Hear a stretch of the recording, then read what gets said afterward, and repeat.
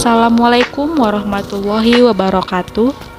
Saya Siti Rahmania dari Prodi Biologi semester 5 akan menjelaskan tentang protein pada biokimia.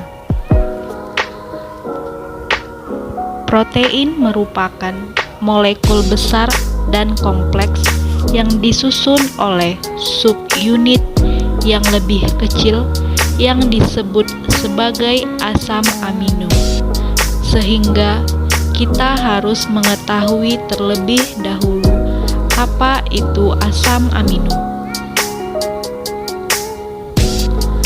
Asam amino merupakan suatu molekul sederhana yang mempunyai atom C sebagai pusat dengan mempunyai 4 lengan. Pada lengan atom C, masing-masing mengikat atom H atau hidrogen, asam amina, gugus karboksil, dan rantai samping.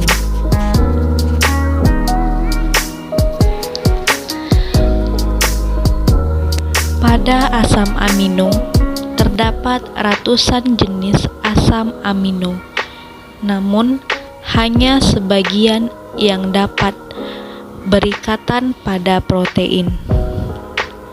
Pada manusia dan hewan jenis tingkat tinggi, terdapat 20 jenis asam amino yang mempunyai peran sebagai penyusun protein.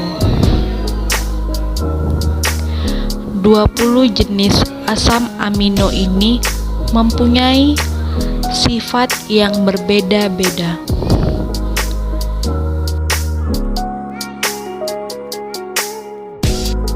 Ada yang bersifat basa dan ada yang bersifat sebagai asam,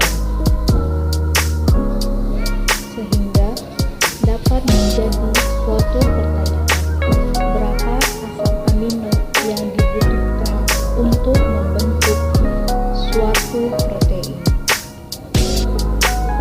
Dari studi peneliti yang sudah pernah dilakukan, dalam satu protein terdapat 90 sampai 1350 asam amino.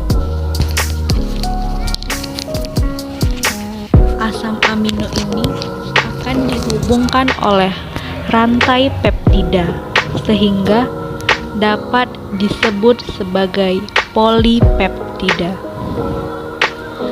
Berikut gambar pembentukan polipeptida.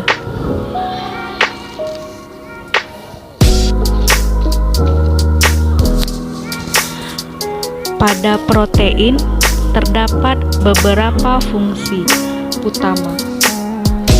Fungsi utama pada protein terdapat seperti sebagai pembentukan dan pertumbuhan.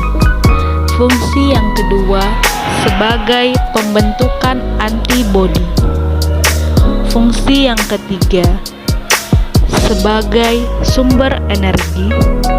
Fungsi yang keempat membantu metabolisme tubuh, dan fungsi yang terakhir memfasilitasi reaksi pada kimia. Adapun sifat dari protein dapat ditentukan oleh bagaimana cara polipeptida itu saling terikat antara satu dengan yang lainnya, dan juga tergantung dari jumlah atom asam amino penyusun protein tersebut. Klasifikasi protein. Protein menurut struktur kimia dan cirinya terbagi menjadi 4. Klasifikasi yang pertama, protein sederhana, di mana protein ini apabila dihidrolisis oleh asam alkali akan menghasilkan asam amino atau derivatnya.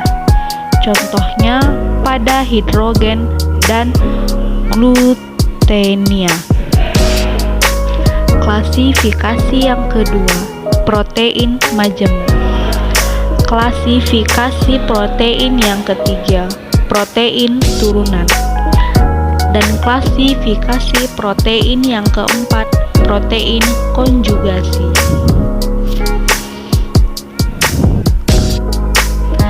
Struktur protein terbagi menjadi dua, struktur protein sekunder dan struktur protein tersier. Pada struktur protein sekunder dapat terbentuk karena adanya ikatan hidrogen, dan pada struktur protein tersier dibentuk oleh atom interaksi samping dari asam-asam amino.